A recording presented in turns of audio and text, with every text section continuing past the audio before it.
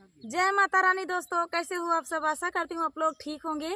तो आज लेकर आए हैं आप सभी के लिए देवी गीत। सुनिएगा और बताइएगा कैसा लगा। बहुत ही प्यारा देवी गीत है। तो देर न करते हुए चलिए सुनाते हैं ये प्यारा सा देवी गीत।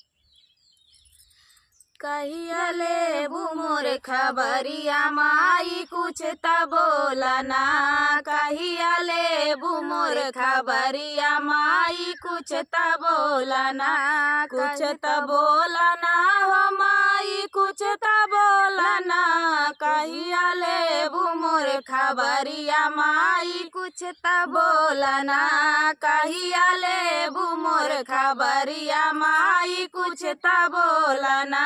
नीरधन यान धन कोढ़ी मांगई काया, नीरधन यान धन कोढ़ी मांगई काया, मांगई अंधरा नजरिया माई कुछ त बोलना, मांगई अंधरा नजरिया माई कुछ त बोलना, कहिया ले मोर खबरिया माई कुछ त बोलना, कहिया ले मोर खबरिया माई कुछ त बोलना।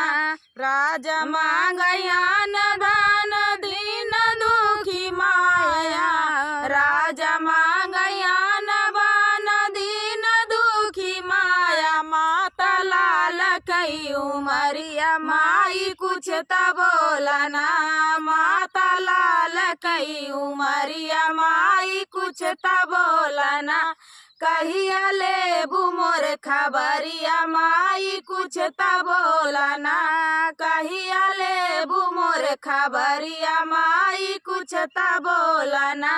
धिया मांगई घर बर पतोहिया मांगई माया, धिया मांगई घर बर पतोहिया मांगई माया, सैया मांगई रोटी रोजी माई कुछ त बोलना, सैया मांगई रोजी रोजी माई कुछ त बोलना, कहिया ले मोर खबरिया माई कुछ त बोलना, कहिया ले मोर खबरिया माई कुछ त बोलना।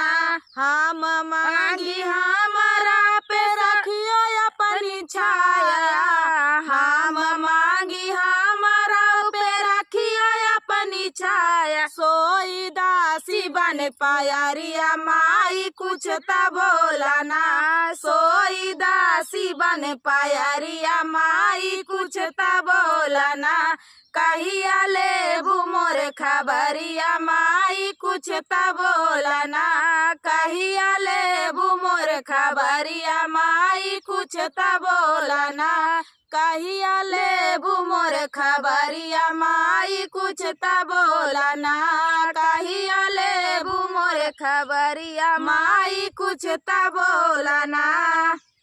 तो दोस्तों ये प्यारा सा देवी गीत आप सभी को कैसा लगा कमेंट में बताना। दोस्तों मिलते हैं नेक्स्ट वीडियो में, तब तक के लिए जय हो माता रानी।